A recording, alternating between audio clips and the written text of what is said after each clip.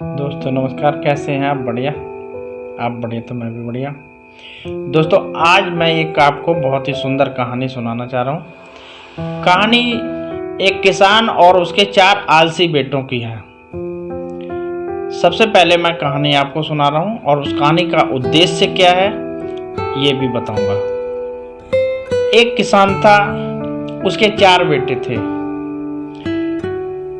चारों बेटे छोटेपन से ही बड़े ही आलसी थे और लड़ते झगड़ते थे। किसान बहुत मेहनती था, जी तोड़ मेहनत करता था। बच्चों को का इस प्रकार से नेचर देख के, इस प्रकार की प्रकृति देखकर किसान थोड़ा चिंतित हो रहा था, लेकिन सोच रहा था अभी बच्चे हैं, ये बड़े हो जाएंगे और सब सही हो जाएंगे।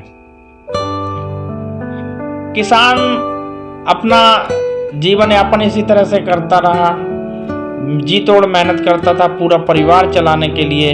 बच्चे धीरे धीरे बड़े होते गए, लेकिन उनमें किसी भी प्रकार का सुधार नहीं हो रहा था।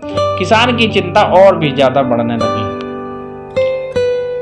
किसान मेहनत करते करते वृद्धावस्था की तरफ प्रवेश करता है। एक दिन किसान बीमार हो जाता है और इतना बीमार होता है कि फिर वह बिस्तर पर चला जाता है। किसान को ये पता चल जाता है कि अब मेरा अंतिम समय है, अब मैं जीवित या अब मैं जिंदा नहीं बचूंगा।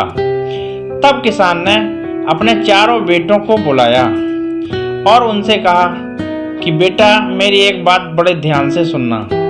मैंने अपने जीवन का एक बहुत बड़ा राज छुपा रखा है और राज ये है कि हमारे जीवन की बड़ी जितनी भी कमाई थी उस सबको हमने सोने की मोहरों के रूप में इकट्ठा किया था और उन मोहरों को हमने गाड़ दिया खेत में जाके।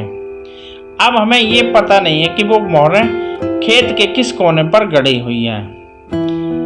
तो मैं तुमसे ये कह रहा हूँ कि आप जाओ चारों के चारों और उन मोहरों को खेत में जाकर खोद लो, आपको मिल जाएंगी कहीं ना कहीं। चारों कोनों में से एक कोने पे कहीं ना कहीं अवश्य मिल जाएंगी। चारों बेटे अगले दिन सुबह फावड़ा लेकर खेत पर पहुंच जाते हैं और चारों कोनों से उन्होंने खेत को खोदना प्रारंभ किया। खेत को खोदते खोदते पूरा खेत खोद दिया, लेकिन उन्हें कहीं भी मोहरें नहीं प्राप्त हुई। चारों बेटे बड़े ही गुस्सा में तमतमाते हुए पिता के पास पहुंचे।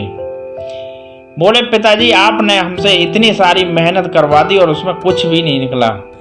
किसान मुस्कुराते हुए बोला, बेटा जो मेहनत आज तुमने चारों ने मिलके की है, यह मेहनत हमने पूरे जीवन भर की है। यह खेत हमने पूरे जीवन भर इसकी खुदाई की है, फसल की बुआई की है और उससे जो भी अनाज पैदा किया उससे तुम सबका पालन पोषण किया है। आज आपको पता चल जाना चाहिए कि जीवन में हमने कितनी मेहनत की है। बेटा इस बात को सुनकर आश्चर्यचकित रह गए। वो समझ गए, पिताजी से माफी मांगने लगे। तब किसान ने उनको माफ करते हुए कहा, अब बेटा आप जाओ और उसमें खेत में बीज फेंक दो।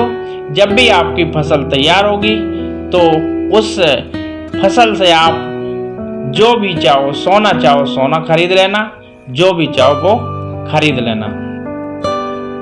चारों बेटों ने जाकर बीज बो दिया, फसल तैयार हुई और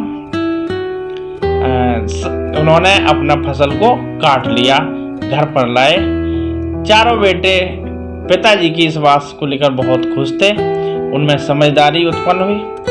तो इस कहानी का जो उद्देश्य ये है कि हम समस्याओं को किस तरह से डील करें, क्योंकि किसान ने अपनी बुद्धि और विवेक के द्वारा अपने चारों बेटों में ज्ञान उत्पन्न किया, उनके विवेक को बढ़ाया और उन बेटों को अपनी भूल का पश्चाताप करना पड़ा। अंत में उनमें बहुत अधिक सुधार हो गया।